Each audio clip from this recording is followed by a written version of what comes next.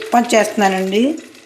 Life insurance అంటారు కదండి, ఇది కూడా ఒక రకమైన ఇన్సూరెన్స్ అండి. దీనికి చచ్చిపోవటం అన్నది ఉండదండి, రోగాలు రాకుండా కాపాడుతుందండి. ఉప్మా కండదు ఇలా మేగడ కానీ నెయ్యి కానీ ఏది ఉంటే అది వేసుకుంటే కొద్దిగా అయితే ఉప్మా అయిపోతుందండి. లేకపోయినా అవుతుందండి, కానీ మనకు అలవాటు అయిపోయిన ప్రాణం కదండి. అందుకే నేను చూపించలేదండి, చెప్తుంటే మా కోళ్ళంది ఉప్మా కూడా చూపించండి తక్కువ నూనెలు ఎలా అవుతుందని. అవి నెయ్యి వేసుకున్నాను, నేను ఎన్నపోస వేసానండి కొంచెం.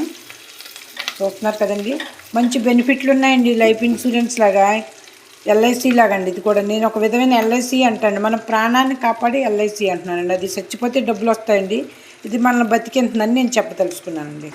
ఇగోండి, ఇది కూరలో ఏగటం ఉండదండి, ఉడుకుతుందండి. మీరు వేసిన నూనె కొంచెమైనా 4 ఇంతలు పైకి వస్తుంది. నాకు తెలియట్లేదు అది ఎలా వస్తుందో అండి.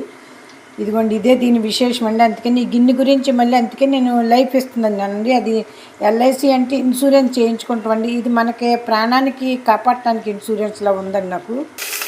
నేను జార్ఖండ్లో ఉండగా అయితే పచ్చి బఠానీ లేకుండా ఉప్మా అయితే చేసేవాళ్ళం కదా, సీజన్లో అండి. ఎంత మంచిదండి. ఇదిగోండి, ఇప్పుడు కూడా తెచ్చి ఉంచుకున్నాను కదండి, స్టాక్ చూపించాను. ఇదిగో పచ్చి బఠానీని కూడా వేసాం. ఈ ఏగటం ఉండదండి, ఎర్రగా ఇలాగే పచ్చి పచ్చిగా ఉంటాయండి, మనం చూసిన చేపి ఎగుతూనే ఉంటాయి. ఈ దీంట్లో విశేషం, దీని నుంచి మన ప్రాణం కాపాడుతుందని ఇన్సూరెన్స్ అన్నానండి. రోగాలు రాకుండా చూస్తుంది, నూనె తక్కువ పడుతుంది, ఇవన్నిటికి చాలా బెనిఫిట్లు అండి. ఇందులో నాకేమి చెప్తే డబ్బులు ఇస్తారని నా కంపెనీ గురించి అవ్వట్లేదండి, నేను చూసి చెప్తున్నాను.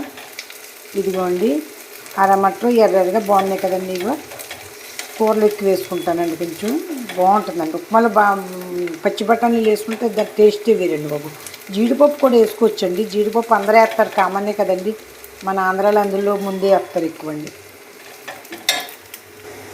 ఎంత వేగినా సరే పచ్చివాసన ఉండదండి, తక్కువైనా సరే అండి. మీకు మాంసం కూరలో అల్లం వెల్లుల్లి పేస్ట్ వేసి వేగించకపోయినా పర్వాలేదండి.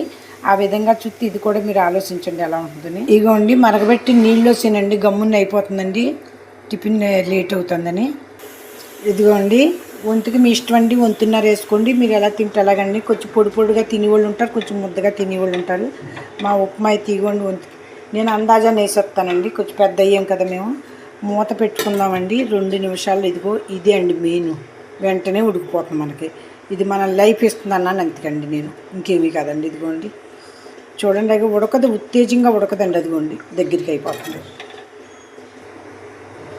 ఇదిగోండి, మన ఉప్మా అయితే వేడివేడిగా తయారైపోయిందండి. ఇది ఒక అరగంట వరకు వేడి ఉంటుందండి, అది కొంచెం పలసగానే దింపుకుంటాం మంచిదండి. ఇక గెస్ట్లు వచ్చినా చేసినా మనం ఒక 10 నిమిషాలు ముందు చేసేస్తే ఉప్మా పెసరట్టు కింద ఏదైనా చేసుకోవాలనుకున్న వాళ్ళు ఇలా ముందే చేసుకుని దీన్ని మూత పెట్టుకుంటే చెమ్మ లాగుతున్నప్పటికండి. మీరు కూడా చూడండి, సబ్స్క్రైబ్ చేయండి, లైక్ కొట్టండి ప్లీజ్.